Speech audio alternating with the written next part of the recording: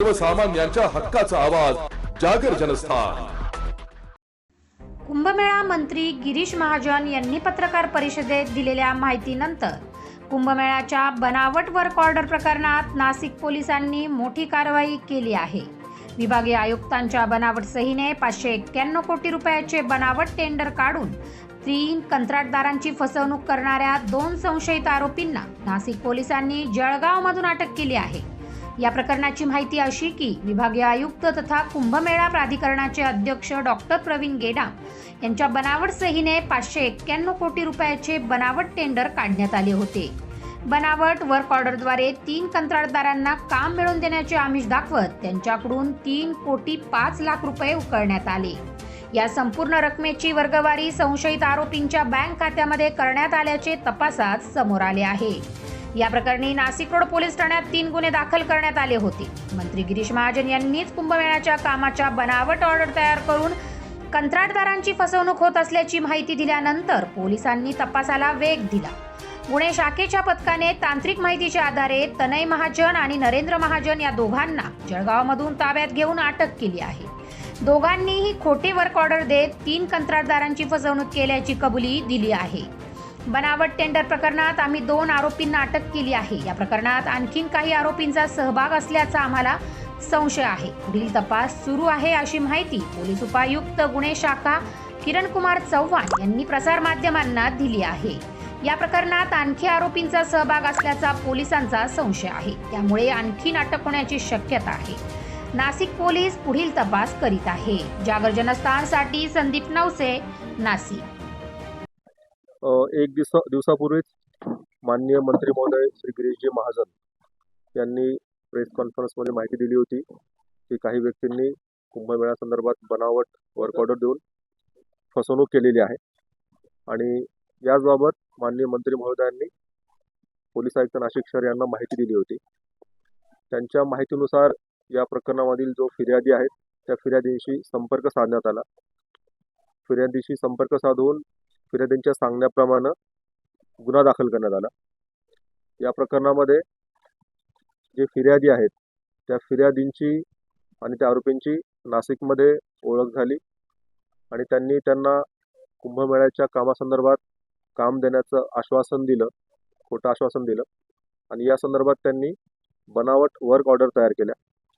बनावट work order तयार करून त्यांना काम दिल्याचं दाखवलं आणि त्यांची फसवणूक केली।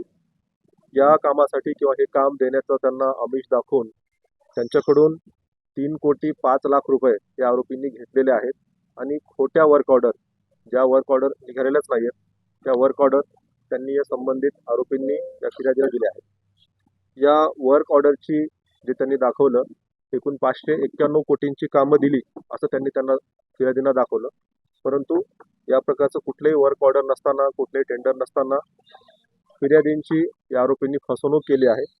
फसवणूक करून त्यांच्याकडून खोटे त्यांना वर्क ऑर्डर दिल्याचं दाखवलं, त्यांना खोटे डॉक्युमेंट्स बनवून दिले आणि त्यांच्याकडून 3 कोटी 5 लाख रुपये घेतले म्हणून 3 गुन्हे दाखल करण्यात आलेले आहेत आणि या 3 गुन्ह्यांमध्ये 2 आरोपींना अटक करण्यात आलेली आहे। पुढील तपास सुरू आहे। हे आरोपी जळगाव जिल्ह्यामधील जामनेर येथील आरोपी आहेत आणि त्यांना अटक करण्यात आलेली आहे आणि पुढील तपास सुरू आहे।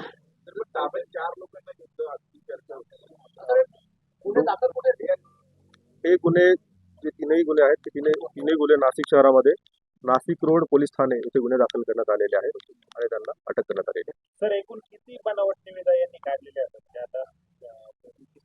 या प्रकरणामध्ये एकूण ज्या वर्क ऑर्डर आहेत त्या 5 वर्क ऑर्डर समोर आतापर्यंत आलेले आहेत आणि या 5 वर्क ऑर्डरची किंमत साधारणतः त्यांनी जे कागदावरती दाखवलंय ते 591 कोटी असं त्यांनी दाखवलेलं आहे। या खोट्या वर्क ऑर्डर्स आहेत। ही कामं हाऊसकीपिंगची कामं, पोलीस अधिकारी कर्मचाऱ्यांना जेवणाची सुविधा देणं, बेडशीट, बकेट, मग पुरवणं, हाऊसकीपिंगचे आहेत, लंच आहे, पाणी पुरवठा आहे, अशा हाऊसकीपिंगची कामं ही त्यांनी कामं कागदावरती दाखवली होत्या आणि या बनावट वर्क ऑर्डर तयार केल्या होत्या। 2 आरोपींना याच्यामध्ये अटक करण्यात आलेली आहे आणि अजून कुणी आरोपी आहेत का याच्याविषयी तपास सुरू आहे। त्याच्यामध्ये अजून चौकशी सुरू आहे आणि चौकशी अंती अजून किती आरोपी आहेत हे निष्पन्न होईल। या आरोपींचा आतापर्यंत कुठली गुन्हेगारी पार्श्वभूमी असल्याचं निदर्शनास आलेलं नाहीये, तरी आणखी पुढील तपासामध्ये अधिक बाबी स्पष्ट होतील. हे त्यातील एक आरोपी फोटोग्राफर आहेत आणि इतर आरोपी जे आहेत ते देखील अशा किरकोळ प्रकारची कामं करतात. असं कुठला एखादा मोठा याच्यामध्ये आरोपी अजून तरी समोर आलेला नाही.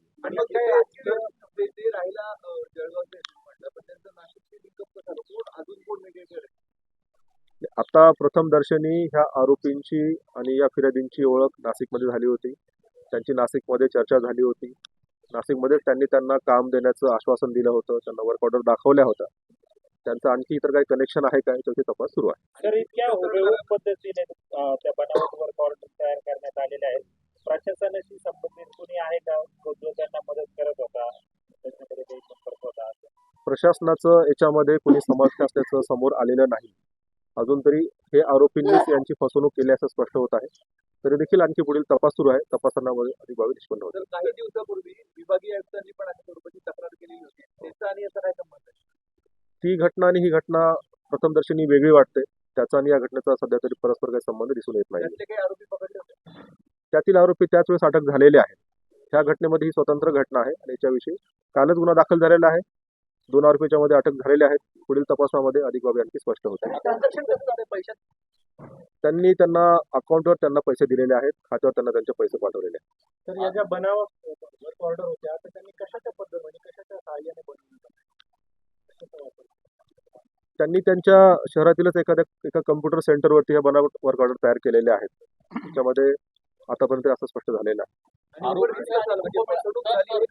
आरोपी आणि कुंभमेळा मंत्रीचा काही संबंध असल्याचं त्यांनी भासवलं होतं. नाही, याच्यामध्ये त्यांनी फक्त सांगितलं होतं की आमच्याकडे असं कामाची माहिती आहे आणि ही काम आम्ही तुम्हाला देऊ शकतो असं म्हणून त्यांना त्या बनावट वर्क ऑर्डर दिलेल्या आहेत.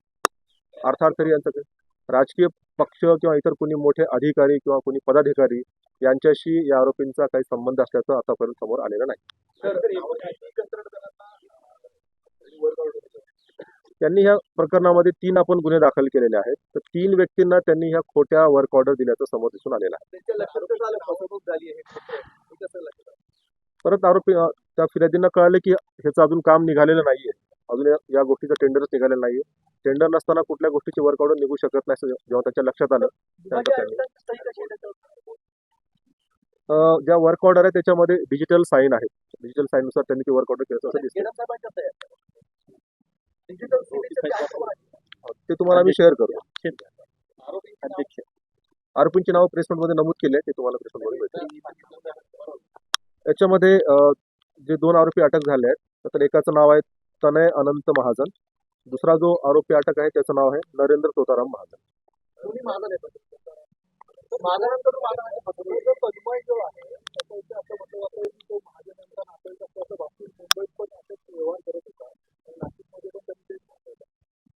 सध्या तरी या प्रकरणामध्ये असं काही निदर्शनास आलेलं नाहीये.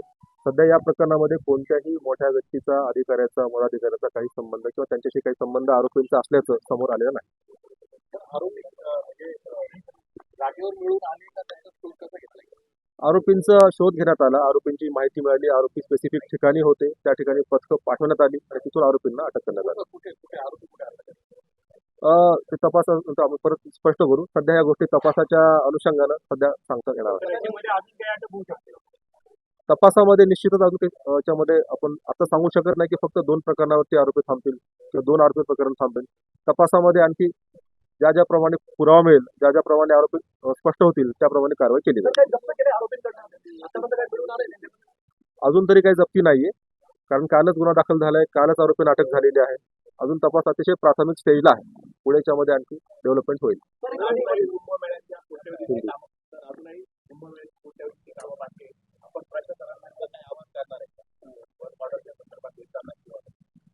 नाही, या संदर्भात प्रशासनाच्या ऐवजी जे कंत्राटदार आहेत तर कंत्राटदारांनी काळजी घेतली पाहिजे.